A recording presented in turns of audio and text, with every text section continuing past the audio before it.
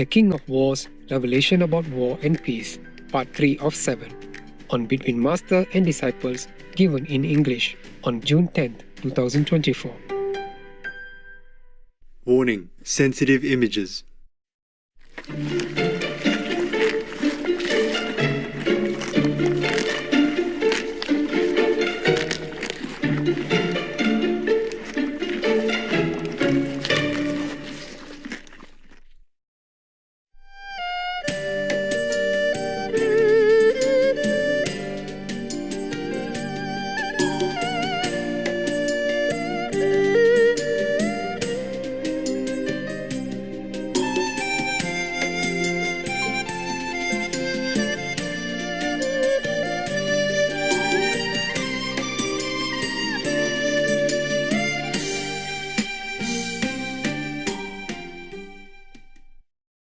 I really miss the Himalayas times and the Hautha times. Hautha is a mountainous area in Taiwan where I used to go to do retreats, either alone or with a couple of residents, yes. And then sometimes I took the whole residence group at that time to come with me, and we pitched tents on the bank of the river. And we lived simple, very simple. So these two places I miss very much. I wish I could relive it any time. And there's also another place I like in America, one of the mountains, in San Jose, California. And that mountain is the only one that still has trees, plants, and white flowers, that bloom so beautifully in spring. I love that place very much. Every night we just made a small little fireplace, with 3 stones, and collected the dry wood around it to make vegan meals. And we lived in second-hand, fourth-hand, fifth-hand trailer, yes. And there's a little water well, on that mountain. There is also a lake in the front, which is the water supply for that city. I really love that very much. These couple places, I love to stay there forever because nobody's around, only you in the mountain, the bird people, the trees, and some small source of water, yes. Now it's completely different. At that time, my finances were limited. Our food supply and clothing, everything was limited then. But I was the happiest. Now I could have anything I want. I could have things sent to me if I want. But I don't enjoy that much anymore. And I eat very simple, even just brown rice, sesame, salt. And if some vegetables, then it should be those, no pain kinds. And if fruit, then just melons, cucumber. That's it. No more of those normal foods that humans usually consume. No oranges, no apples. I don't even buy juice because it would take a lot of work outside there to make juice. So I just eat melons directly, if I have any. And even the skin of the melons I made into pickles. So I have vegetables as well, you see. If I want to, I can eat them for freshness, yeah. You just put water, salt, vinegar, and a little sugar, And the peel you cut into small pieces and put into a jar or a glass container, and you leave it in the fridge for 3-4 days, or for up to a week even. You can eat them fresh, very nice, yeah. So we don't need to make a lot of landfill garbage. And also the peels are very nutritious, more nutritious than the flesh inside of the melons. Because when you eat melons, and you can make the peels into a vegetable pickle. And that is quite a lot of food already, yeah. If it's convenient, then you can buy these melons and eat the flesh inside and use the peels to make pickles as your daily vegetable. It's a lot, So I don't have to buy a lot of things. That is quite luxurious already.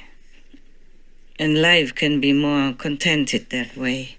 You don't have to do a lot of washing or cooking or produce a lot of garbage. Because nowadays people sell you things for delivery that's already packed, in plastic bag, small or big. And that produces a lot of garbage in the end. Because I guess it's still a pandemic risk and many other risks of illnesses, like even bird flu nowadays is spreading all over already, and many other strange sicknesses or old sicknesses of revisiting. So people, when they deliver, would wrap things. They sterilize the vegetables and then they wrap them in plastic to keep them hygienic for you. Yes. So in this kind of situation, we produce too much garbage for the landfill and the environment and choke the waterways and contaminate the rivers, all kinds of water everywhere. Nowadays, a lot of water sources are contaminated with forever chemicals, microplastics, and all kinds of harmful things. The water is not as pure as before, as in the Buddha's time, But even in the Buddha's time, the monks were already advised to use cloth to filter the water so that any worms or insects would not die in the cooking process. And even if the monks drank some milk at that time, the milk was humanely made, you know that. Some rich humans have cow, ox, or sheep people, and they just milk them with their hands. Very gentle, and just enough to use for their family or a little bit for the village. Not like how we produce en masse nowadays with all kinds of machines hooked up to the poor cow people, a breast sucking all the milk out, and we snatch away their babies, even eat their babies. Oh my God, there's no end to our violence. I don't know how most people's hearts can bear to eat all this if they really know how the meat is made and from what. See, they just see the packet. They cannot picture the cow people suffering, struggling, kicking while being murdered or having their throat cut, or the babies being separated from the mother, crying all the way and going to be chopped, to be your view. And all the fish people jumping, grasping for breath in the net, or being caught alive, kept alive, and having the head chopped to be eaten while still alive. Oh my God, many other things like that. And the crab and lots of people screaming when people throw them in the boiling water to be cooked alive. And all the shrimp people still jumping while being cooked. Oh, talking about that, it is terrible for the heart. I don't want to. I don't want to, but I have to remind people that these are the facts. The truth is like that. The truth is the flesh, the meat that you stuff into your mouth comes from tremendous suffering and pain of the innocent beings who have done no harm to you. Talking about all this is really heart-wrenching. Yesterday, I could not bear it, seeing so much suffering, physically and non-physically. You can see it in your mind even if you don't watch TV. Because your soul is free, you can roam around and look everywhere you want. Sometimes I have to shut it all down, otherwise I can't live. Yesterday I was in so much pain and suffering, seeing too much sorrow in the world. I normally don't pray to God for anything, for myself. But yesterday I had to kneel down and say, please, Just for my sake, please stop all this. Don't punish me with all this suffering that I have to see, have to feel. I have to know. It was terrible. I cannot bear it.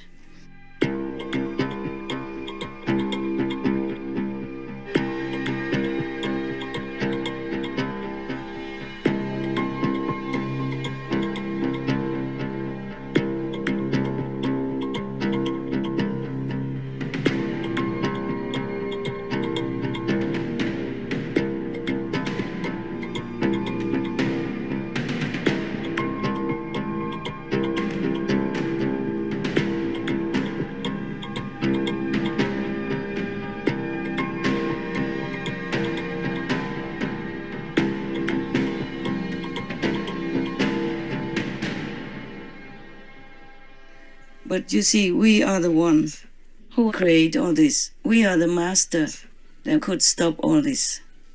So I just begging all of the people in the world, please be kind to yourself. Because if you really, truly want to be kind to yourself, then be kind to all others. Stop all the suffering for the animal people and for the humans in the wars. And that is how you are kind to yourself. That's how you are planning a beautiful life for now and the future. And for all others around you. For all your children, grandchildren, great-great-great-grandchildren. For further generations from your clan, your family. Please be kind to yourself. I'm sorry to have told you all this. I just talk as it goes. Whatever comes. I don't write down anything. I don't have any people who write for me. I don't have anyone for a teleprompter or notes or anything at all. I'm talking only into recording devices. I use two in case one doesn't work or I might have forgotten to record on one. It did happen also sometimes. So I use two in case one is not working and the other is picking it up.